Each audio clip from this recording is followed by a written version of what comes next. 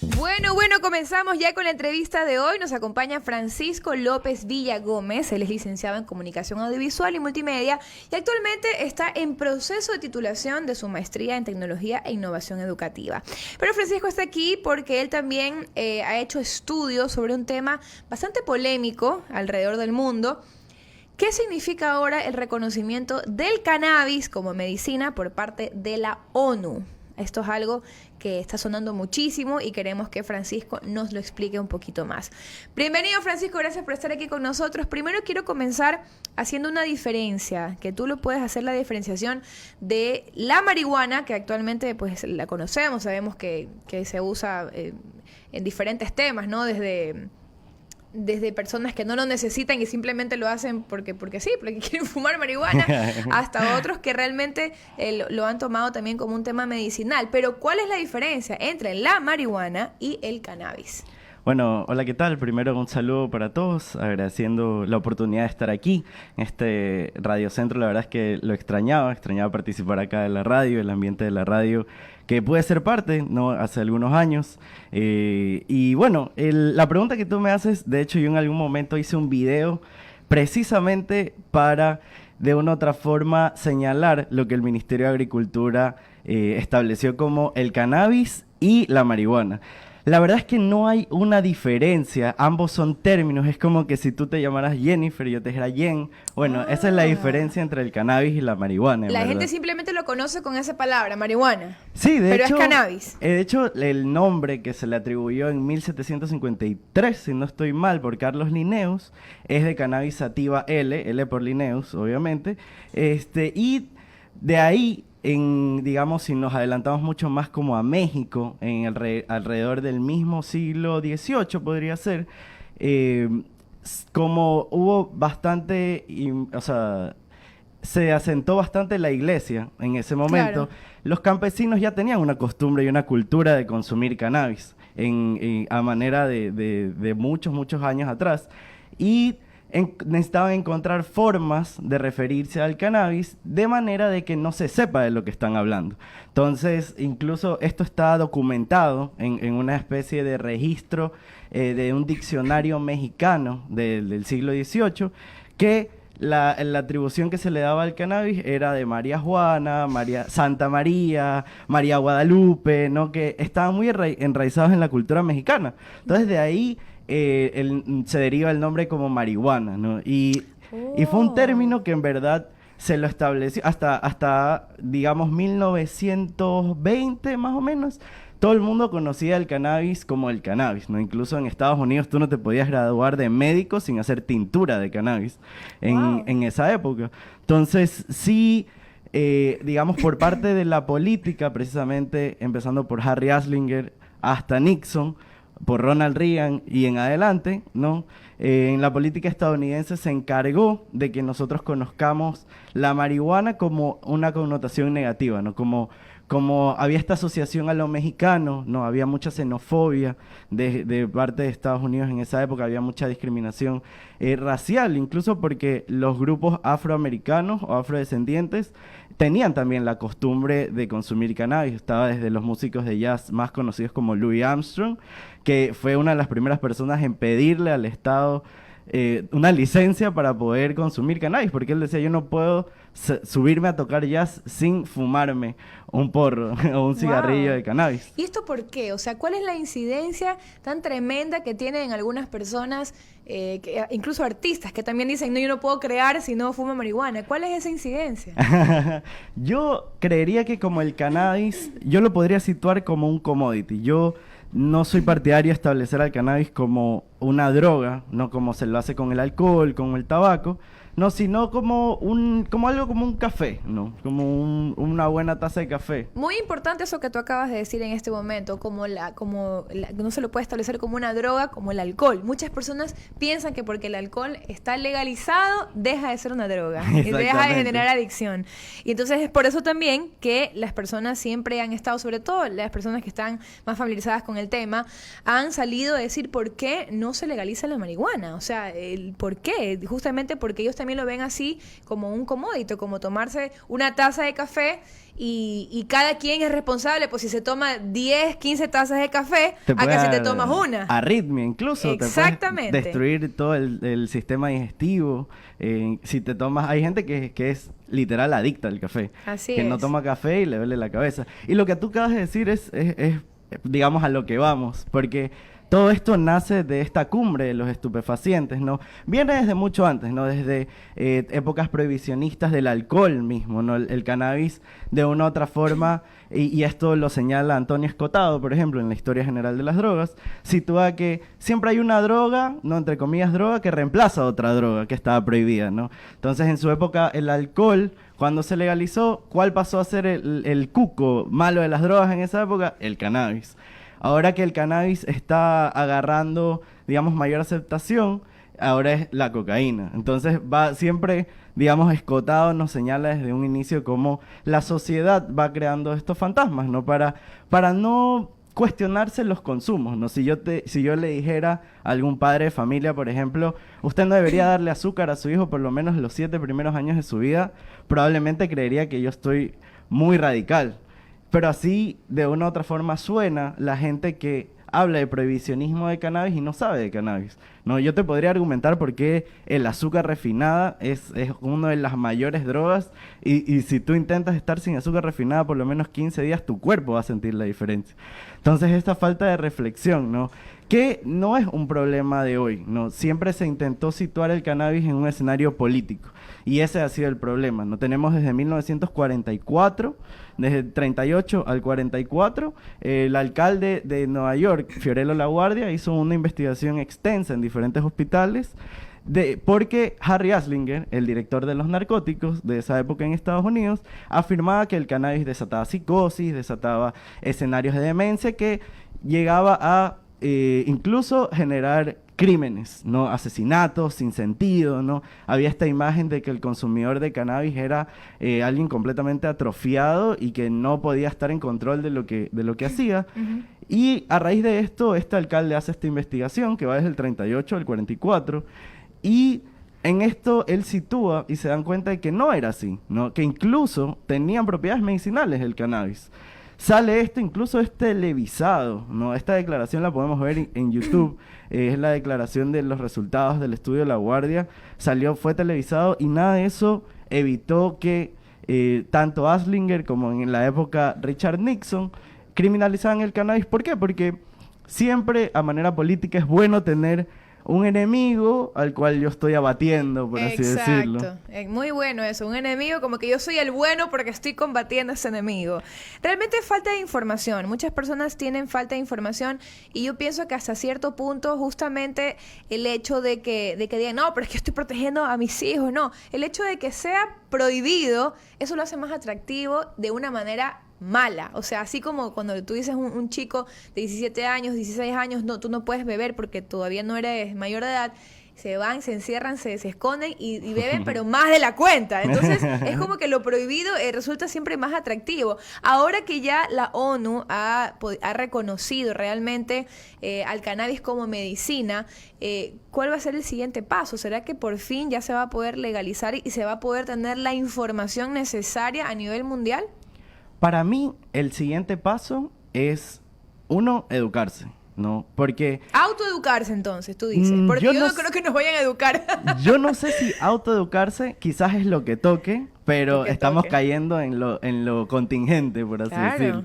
Pero debería partir desde las posturas de gobierno, quizás, desde las posturas de la educación, diluir lo que se ha trazado. Porque, ¿qué significa que la ONU diga, bueno, el cannabis en algún momento, hace 59 años, lo situamos como una droga peligrosa sin valor medicinal y hoy te dice, bueno, la verdad es que estábamos equivocados y bueno, sí tiene valor medicinal y aún así no se lo reconoce por completo. Incluso nuestro país cae en esa, yo diría, errores de término, ¿no? Y es clave cuando no se conoce y de hecho es una evidencia de que no se conoce de lo que se está hablando, porque aquí se citó nuestra ley, ahora justamente el nuevo Código Integral Penal, descriminalizó el cannabis que contenga menos del 1% de THC. Y se permite de una u otra forma la siembra, el cultivo, la manipulación de cannabis, que se lo ha situado como cannabis medicinal, porque se cogió este componente del cannabis, que es el THC, el delta 9 tetrahidrocannabinol tan famoso, y dijo, no, este es el componente adictivo, psicoactivo, y que es la droga. Esto está mal, esto no es medicina. Cuando el THC es el desinflamatorio más fuerte que tiene el cannabis, ¿no? Y se situó el CBD como el único agente medicinal del cannabis, siendo que desde 1995 en Israel, quien descubrió estos componentes, el doctor Rafael Mishulam, estableció que todos los componentes de la planta de cannabis trabajan en conjunto, en un conocido efecto séquito que se llama. Entonces, incluso los nuevos cannabinoides sintéticos, ¿no? Los cannabinoides, estos compuestos que salen de la planta, se han sido preparados químicamente, artificialmente, no han tenido el mismo efecto, demostrando que lo que citó en el 95 el profesor Mishulam estaba bastante acertado, por así decirlo, ¿no? Entonces, en nuestro país ya se generó este paradigma de que no, hay un buen cannabis y hay un mal cannabis, cuando en verdad es todo necesario y es todo parte de la misma planta, ¿no? Ahí incluso, ¿no? Y ahí es cuando yo cuestiono bastante el cómo se va a regular esto, porque si yo siembro una planta de cannabis y por alguna extraña razón la policía va a la casa, ¿no? Tendría que primero la policía demostrarme que esa planta tiene menos del 1% de THC o tiene más del 1% de THC para que sea un delito. Claro. Y por el otro lado, y aquí es donde va la trampa, por así decirlo, la trampa de la educación, es toda planta de cannabis en su estado natural no tiene THC. Tiene THC en estado ácido, que no es un componente psicoactivo, es más un componente rico en ácidos grasos, omegas, y que también sirve como un agente antiinflamatorio. Entonces, técnicamente, lo que me plantea la ley es un área gris, y es un área básicamente imposible, ¿no?, de aclarar, porque tendría que, uno, demostrarme que aquí hay más de este compuesto, y dos, no podrían hacerlo porque este compuesto solo se activa, ¿no? El THC solo se vuelve psicoactivo cuando es sometido a más de 120 grados de temperatura.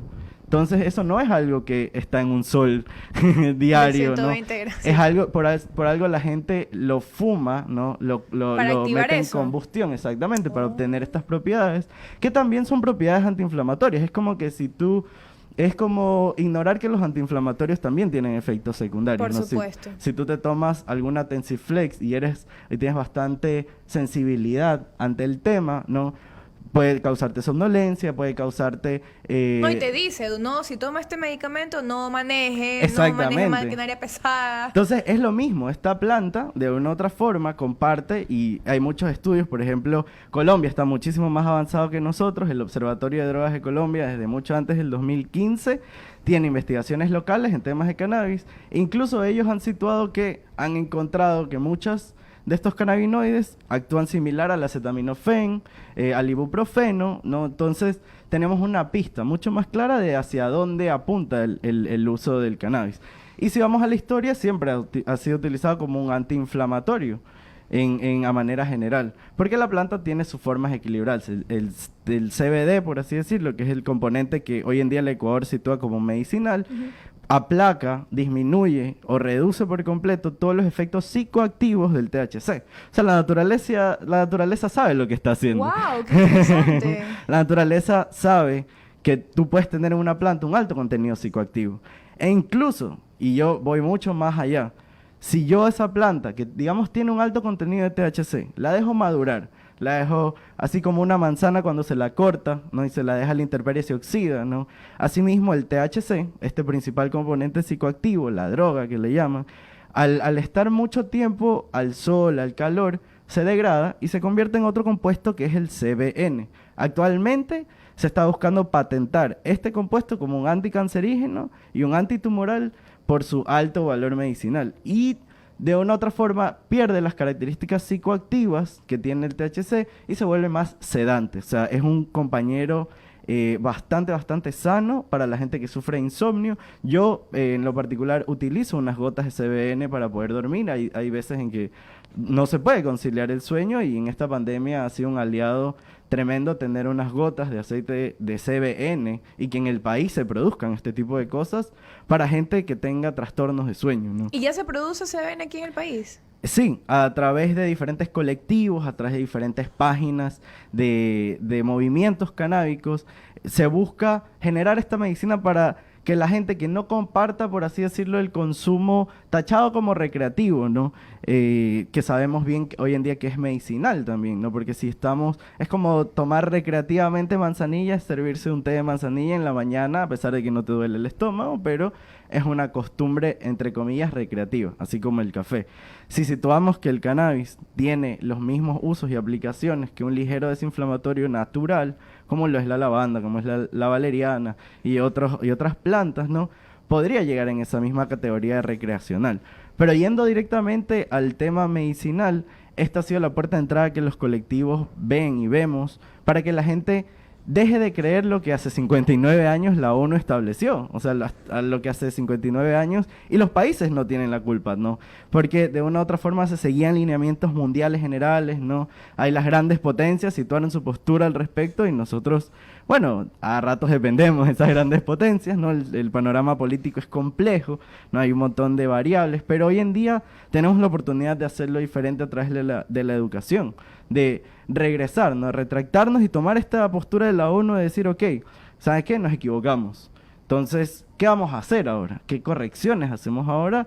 Y yo diría, debemos empezar por educarnos. ¿Qué es la planta? Así como tú me dices, ¿qué es cannabis? ¿Qué es marihuana? Bueno, es que es en realidad esta planta y dejar de situarla como droga. Porque ¿qué es lo que pasa? Si yo a todas las generaciones presentes y futuras les sigo enseñando que esta planta es una droga, ¿cómo crees que lo van a utilizar en el futuro? Yo no les estoy dando otro camino para usarlo. Así no les estoy es. enseñando, mira, esta planta se usa de estas maneras, es una planta, ¿no? Sino que de entrada le digo, Es droga. es droga. Entonces, obviamente, yo tengo 12 años, estoy en una fiesta, toda mi vida me han repetido, el cannabis es una droga. Alguien me lo ofrece en un contexto social de droga, ¿no? De experimentación. Obviamente cae en un consumo desinformado y peligroso. La verdad es que O sea, lo peligroso aquí entonces es la desinformación. Más siempre. que, o sea, la planta es una planta. Aquí la desinformación y lo que nos han metido, como tú dices, hace tantos años en la cabeza es lo que está mal. Claro, porque no digo, ojo, ni quito el hecho de que haya habido gente que haya tenido consumos problemáticos. Al Claro. igual que con todo, ¿no? Con Ahí, todo. No, es lo mismo que si te tomas, como decíamos, un montón de licor, te vas a intoxicar, un montón de cafés, te va a dar también algún efecto. O sea, todo, es que yo creo que en serio todo en exceso y sin que tú lo sepas usar adecuadamente o no sepas cómo lo absorbe tu organismo. Por ejemplo, yo la cafeína no tolero. O sea, yo tomo un poquito de cafeína y yo me pongo muy mal, pero mal. Entonces tal vez a otra persona no le causa el mismo efecto y tengo entendido que es exactamente lo mismo con el cannabis, que no a todos les agarra del mismo modo. sí, en verdad depende mucho de un sistema que nosotros tenemos curiosamente para sintetizar el cannabis. O sea, nosotros encima el cannabis no le aporta al cuerpo algo que ya no esté adentro, como lo es el cigarrillo con la nicotina. En el cuerpo no existe una molécula idéntica a la nicotina, pero en el cuerpo sí existen moléculas idénticas a los compuestos de cannabis. Las producimos nosotros mismos, producimos nuestros propios cannabinoides, entre esos está la anandamina, la 2-AG que se llama, que fueron los principales neurotransmisores que se situaron como símiles de cannabinoides, ¿no? Entonces encima nuestro cuerpo ya está adaptado para procesar esto, pero al igual que con los desinflamatorios, ¿no? Porque cada uno lo procesa diferente, tú procesas el cannabis diferente, ¿no?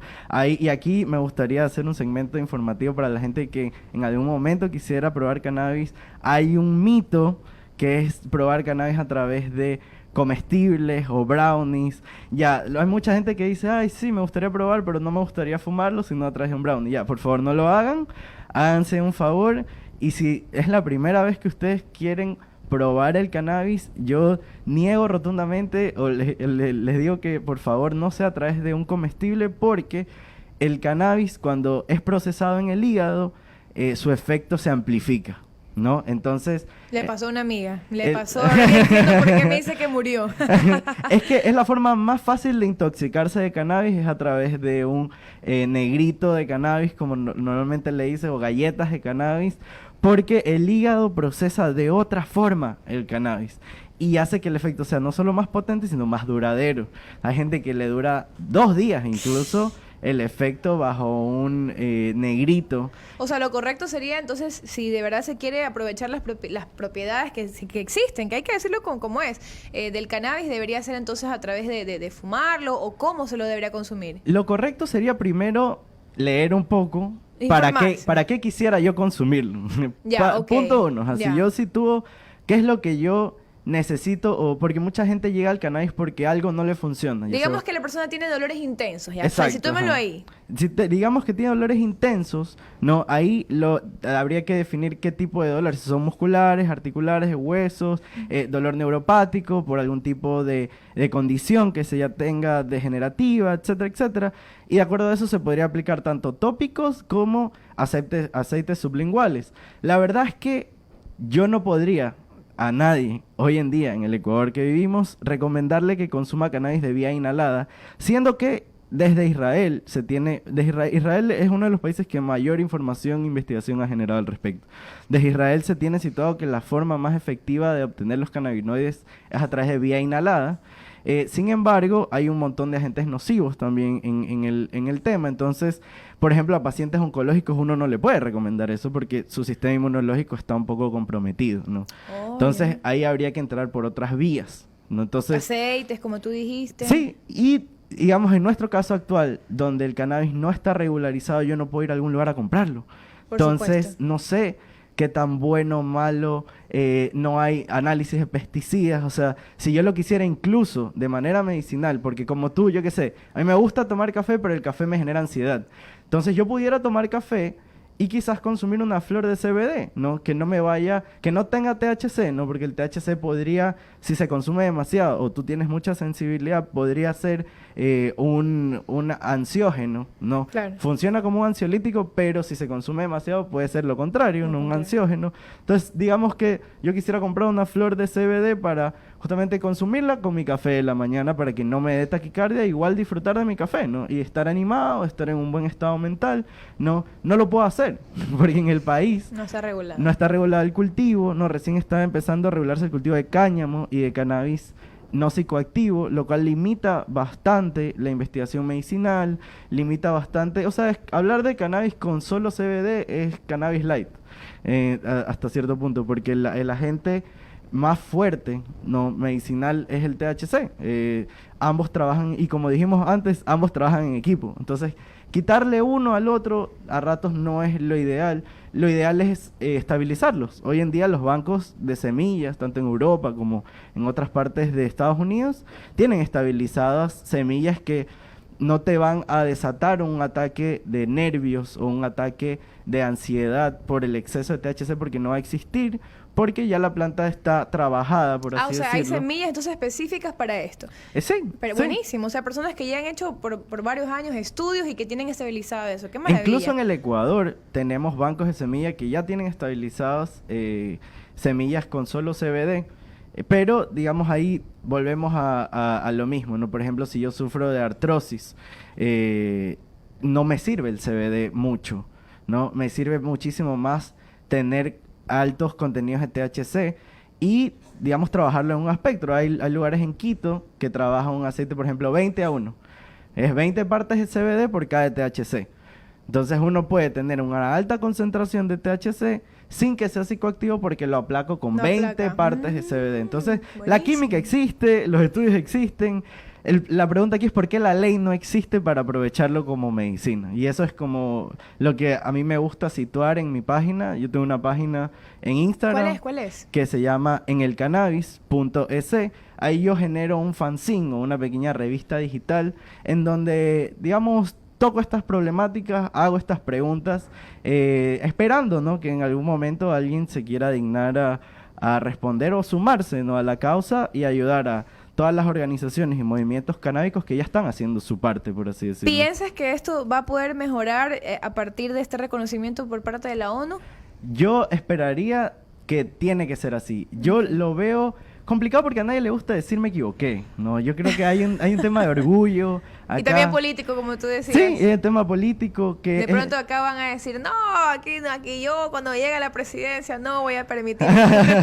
Sí, es verdad, tienes toda la razón. La verdad que muchas veces uno necesita ese enemigo para decir yo soy aquí el salvador y no voy a permitir, cuando en realidad es totalmente desinformado. Miren, muchas personas dirán, bueno, pero Francisco López, que está ahí con ustedes, ¿cómo sabe tanto de esto? Por favor, cuéntales cómo es que tú sabes tanto del tema. Bueno, cuando estaba en la universidad, descubrí la planta, por así decirlo, y me empezó a interesar bastante el aspecto medicinal. Fue, digamos, lo que primero me llamó la atención, porque me situé esa pregunta, bueno, ¿por qué esto que se consume, no como droga, y que se lo llama droga, porque tiene propiedades medicinales? Fue lo primero que me llamó la atención. Y realicé bastante, digamos, investigación independiente a través de portales médicos, a través de médicos amigos que iba teniendo, que iba obteniendo, hasta que decidí, bueno, también seguía mucha gente del medio, ¿no? Ya había gente en nuestro país trabajando educación de cannabis y todo esto, pero quise formalizarlo, estudié, bueno, en Coursera uno puede encontrar de todo, y había un instituto de Israel que es el que está a la vanguardia, que ofrecía un curso especializado en cannabis medicinal. Hay otros cursos en Denver, Colorado, que es donde yo estudié también, el Trichome Institute. Tiene ramas de investigación bastante vanguardistas y toca temas del cannabis que incluso en la industria del cannabis de Estados Unidos no se están tocando. Entonces yo quise irme a lo más de vanguardia. Quería irme a lo más, digamos, a lo menos convencional. Y formalicé todo eso y dije, bueno, en esta pandemia, ¿no? Con el tema del encierro, ¿no? Hablaba con mucha gente, me preguntaba qué puedo hacer, cómo puedo usar el cannabis también como para que me ayude, ¿no? Como una herramienta, ¿no? También trabajo de la mano con bastantes psicoanalistas que me ayudan también a concretar ciertas cosas en el aspecto de la psiquis. Y en ese sentido dije, bueno, quizás sea hora de iniciar algo en el que se pueda brindar información con base científica, con base de no lo que yo digo, ¿no? Porque acá no quiero que se piense que es lo que yo digo, sino es lo que de una u otra forma mucha gente ha no solo experimentado, vivido, sino también documentado y escrito, ¿no? Entonces yo trato de hacer ese parlante, ¿no? Ese puente entre la gente que necesita la información y la gente que la tiene de una u otra forma, ¿no? Y así he conocido bastantes movimientos canábicos y a gente de todas ramas que me ha ayudado a consolidar esto. Perfecto, Francisco. Bueno, entonces realmente es cuestión de tiempo, es cuestión de ver qué es lo que sucede ya a un nivel político, pero nos has dejado bastante claro el tema. Te queremos agradecer muchísimo por tu presencia aquí. De verdad que bastantes hemos salido de la ignorancia hoy día con el tema cannabis. Francisco López Villagómez hoy con nosotros y síganlo. Me dijiste la cuenta es de Instagram, @enelcannabis, cannabis con doble N, ¿verdad? Sí, ajá. enelcannabis.es para que